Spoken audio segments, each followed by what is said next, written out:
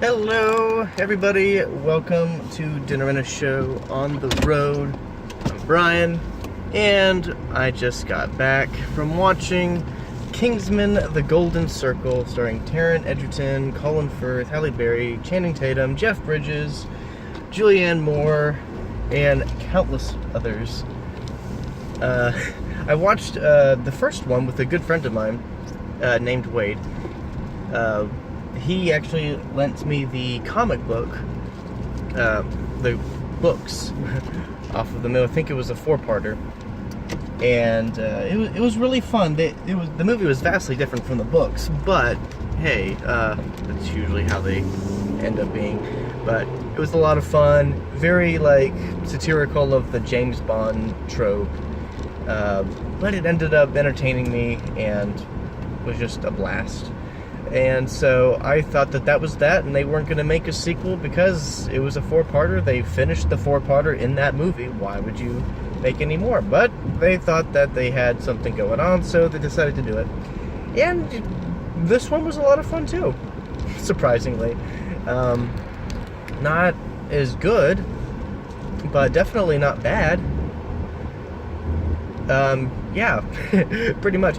So, I guess the plot is Eggsy, who's played by Taron Egerton. He is he has his girlfriend who's the princess. I forget if it's Sweden or something like that, and I forget the actress's name. Sorry.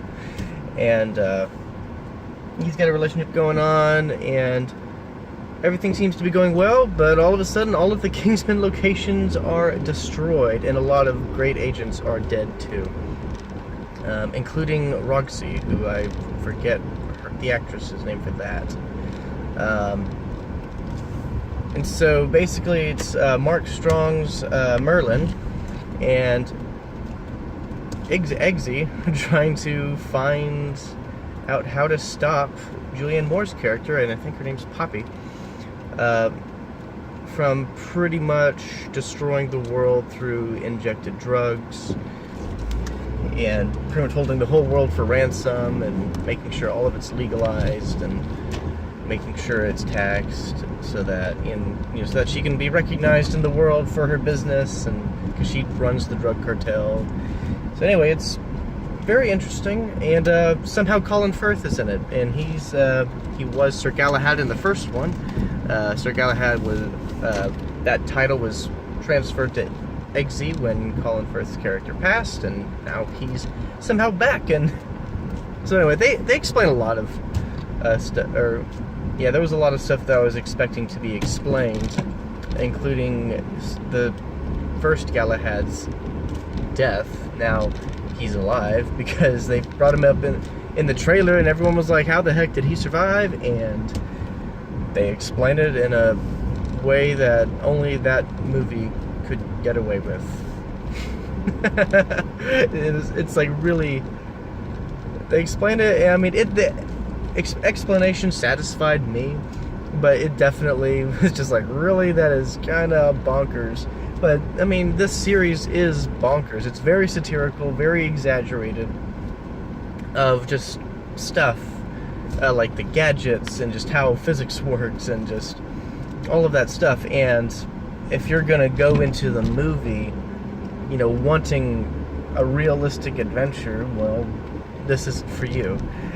Go watch. Go watch. I don't know what other action movie would, be quite realistic.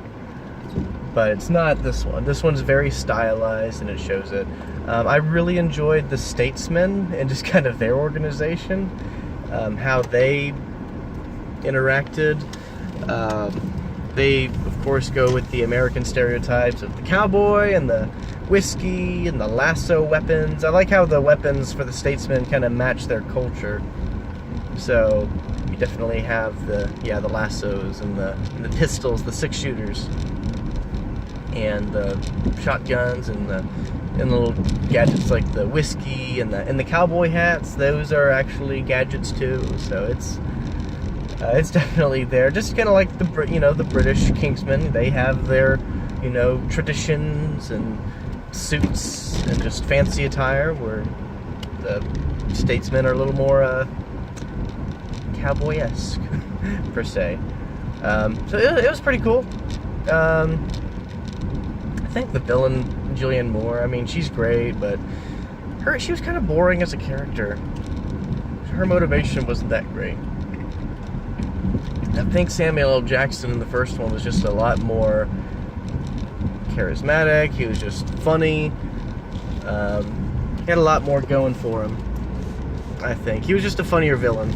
Whereas Poppy, I think her name, is just, I don't know, she tries to play off, just the kind of the socially psychotic person that just does really demented things and with a smile on her face, and I don't know.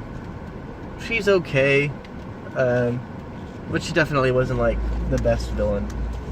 Samuel L. Jackson was just funnier.